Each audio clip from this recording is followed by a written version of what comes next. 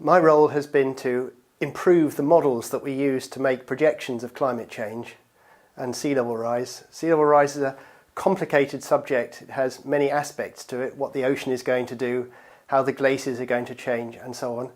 And I've worked on putting together the most advanced models of these various parts and working out from them how we expect sea level to change over the next century and how likely particular outcomes are.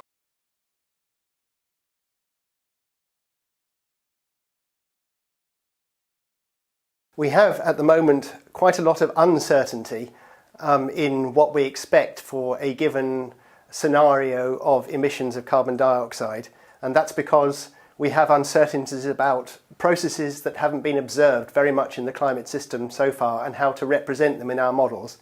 On the other hand, we do have an increasing amount of confidence because we know that we are able to understand how sea level has changed in the last century by the same processes.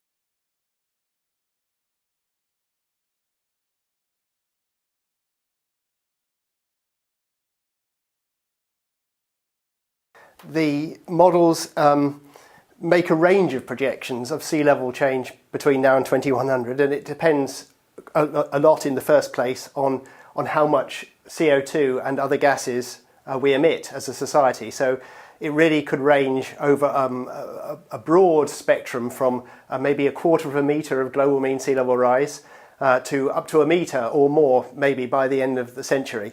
And so the severity of the impacts, of course, depends very much on the magnitude of the sea level rise, both globally and locally.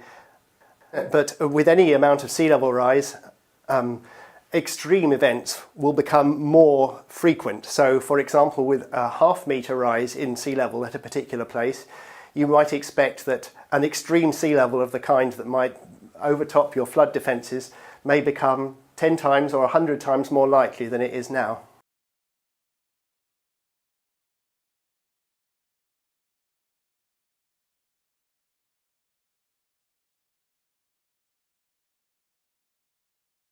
Well, it depends on what the world wants as an outcome. If society would like to follow the aspirations of the Paris Agreement, then not enough is being done to limit the emissions of greenhouse gases. As many people have said recently in particular, a lot of action has to be taken in a short timescale to bring that about.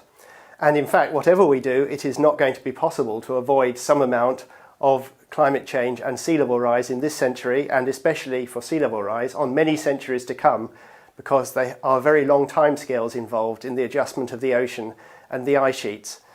On the other hand, the question isn't really as simple as is it or is it not too late, because there's a range of possible outcomes, and for sure if we reduce our emissions there will be less climate change and sea level rise, so it's a matter of choice.